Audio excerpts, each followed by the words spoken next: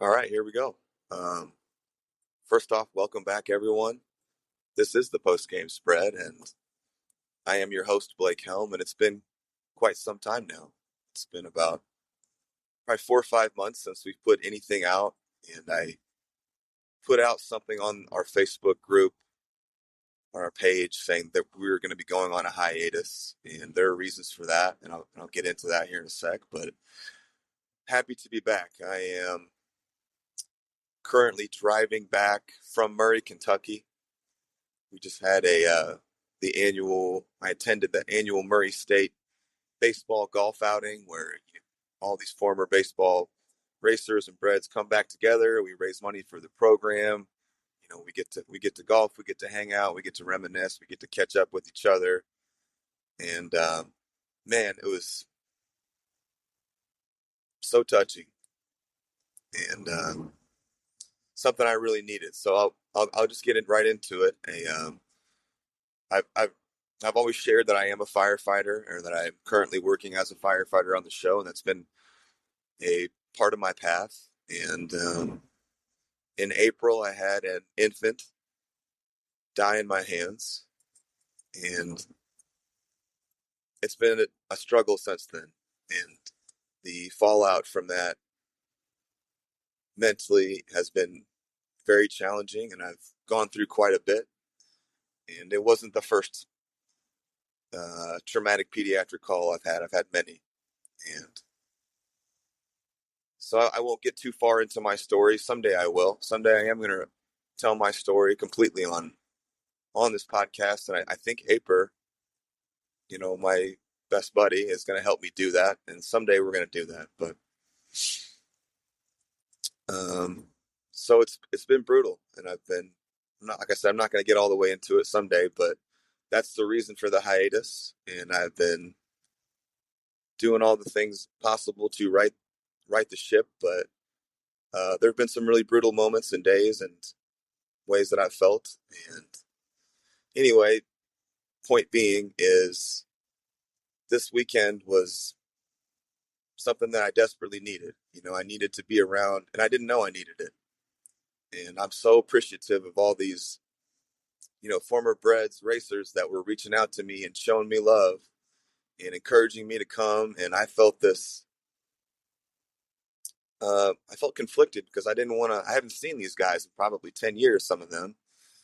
And I didn't want to show up this version of myself that is, going through some real suffering and pain and a very low point in my life.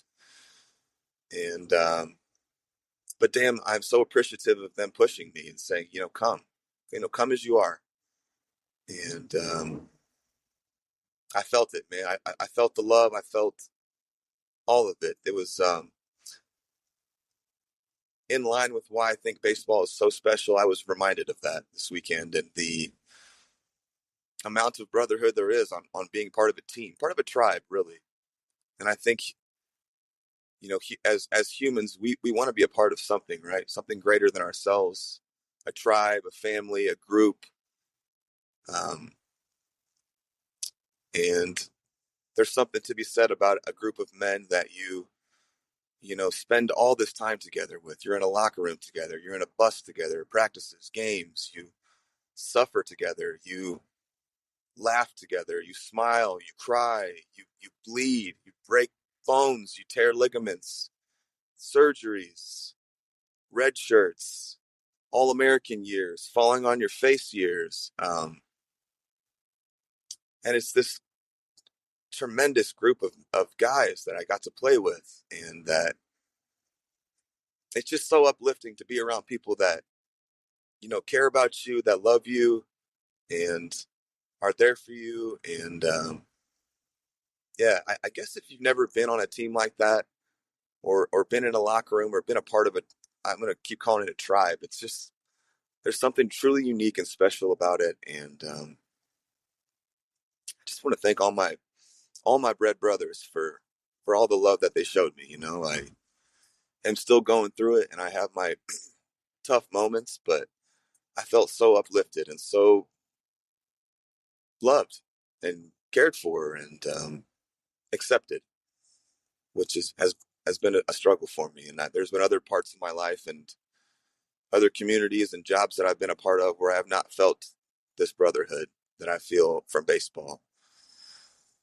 So, and a lot of these guys have encouraged me to keep going too. I, shut down this podcast because I was in a place where I didn't feel um, mentally like I was capable, or just like I had the bandwidth to focus on that while I was trying to heal myself, right? And through a lot of these things that I've been discovering about myself through therapy, I realized how tough this podcast kind of saved my life in ways. It was something for me. So I've been suffering with various levels of PTSD for probably 5 years now. Before this last call kind of, broke my back, and yeah, this podcast became something for me to focus on. Something positive in my life, something joyful. Um, Trying to help others, um, to be selfless, and at work, I've essentially what I would be doing. Some people at work as a firefighter, outside of calls and training and whatnot, your day is essentially your own, and you can do whatever you want if you want to. And there's a full spectrum of what people do. Some people will, all the way from some people have created multi-million-dollar jobs or side businesses, on their downtime at work, to some guys sit there and watch TV all day and play on their phone. And this gave me something, instead of sitting there and feeling anxious or having looping thoughts or feeling sadness, tension, anger, my hands shaking, um, all these things that progressed as my PTSD got worse. This was something for me to hyper focus on, something that was positive and beautiful, and it allowed me to make it through this last year of work, which was very painful for me before this last call knocked me down even further. So um, and even all these times that I was suffering, it was like I was able to lose myself in the process of creating the podcast. And that was when I felt freedom. I didn't feel like, Blake the firefighter, having a panic attack or nightmares or all these things that I've been dealing with. I was, Blake the baseball player. And it was like I felt free during the podcast. When I was actually doing the podcast, like the actual talking to the guest and going through it, I truly was lost in those moments, and there was freedom from me. I was no longer shackled by all these things that had been weighing me down, and it was truly some beautiful moments. And I would think back, or I would listen back to these podcasts and be like, man, I wish I could sound this joyful or happy or all these things all the time. But I guess I'm appreciative that I did have an outlet to go to that part of me, and that part of me wasn't dead, and it's still there. And anyway, all these guys this weekend have encouraged me to, because it does look like my firefighting career is over with, um, have encouraged me to get back into this podcast. And they think I have a gift. Um, and maybe they're just gassing me up, but that's okay too. But I truly in my heart, love this podcast, and I want to keep it going and restart it in a ways. And so I'm going to do that. And I can't tell you how many people told me to do that. So I feel recharged to do something positive in my life and give back, while it also, fills me up as well. So we're going to be moving forward here. I'm going to start things again. And I think it's going to be more of a blend of some different formats. It's not going to all be these, 10-hour podcasts with endless research. While I still want that to be the essentially backbone, the pillar of what the show is, I have these thoughts of of branching out in other ways too, and having interesting conversations centered around more questions, like at 50 to 100 questions, some of them standard, some of them more directed at an individual, and riffing off that and seeing how that goes. I really think that could be fun to get more people in and do it, crank them out a little quicker versus, it would take me a solid month of a lot of work to put out someone's story, the journey worth remembering, which Wes Cunningham um, so beautifully coined, and that ended up being our motto for the show. So, you know, um, it's so funny that for a long time, Kim Worth, my good friend, she is the mother of Jason Worth, big supporter of the show. She told me that I'm healing these people, but that I'm also healing myself, and I didn't totally grasp that. I understood that I was helping people for sure, and that there is something to getting your story, telling it, that is so therapeutic and cathartic and beautiful, and hearing your peers talk about you and kind of writing the last chapter or closing it and looking back is beautiful, right? And or I think so. I'm not sure where I was going with that. I lost my train of thought there, but oh, healing myself, Kim Worth, and I didn't totally comprehend what I thought Kim was trying to tell me. Besides, I did agree with her that I was helping people, but I didn't understand about me. I thought I had essentially come to terms with my own career and how it went. What I didn't realize that I was, like I was just alluded to or just talked about with my firefighting, is that I was suffering so deeply that I was saving myself. This was something positive for me, and this was saving my soul in a way. So, yeah, Kim's a deep lady, man, and she's done so much for me, and I just have a lot of love for her, and now I'm getting it. And not only that, but it has given me a ton of hearing all these guys' stories and what they went through and how they did it, how they saw it, how hard it is to make it in professional baseball has further given me peace with my own issues and how my career went. And someday, like I said, I am going to drop my story on here. And by no means does it belong next to a Corey Erickson or a PJ Finnegan or a Bo Hart or any of these guys. Like, I was not that, but it was a journey. And if you appreciate someone that refuses to quit, and life kept knocking me down and I kept getting back up, then I think you will enjoy a story of perseverance. And, I am not unlike many young boys that grew up wanting to be a professional baseball player and loved it. And I just did everything I could to get there. And this game took me all over the country, and yeah, it taught me so much about myself and about life. And I love it. And it's like I can't get away from it.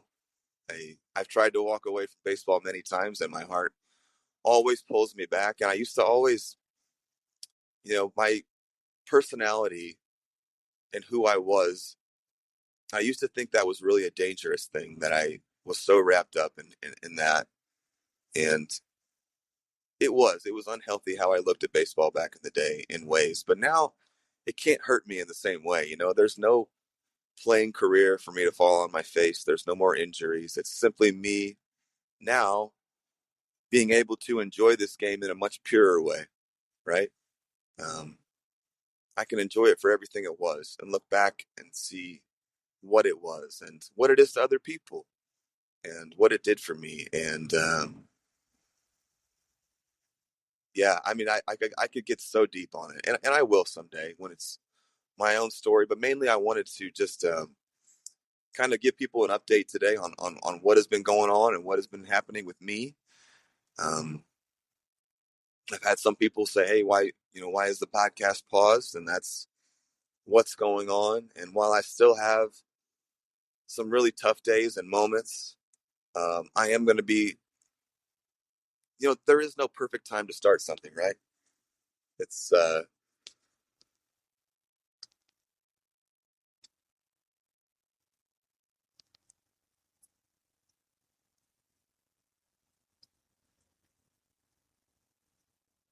yeah, there is no perfect time to start something. Sorry, I'm driving here.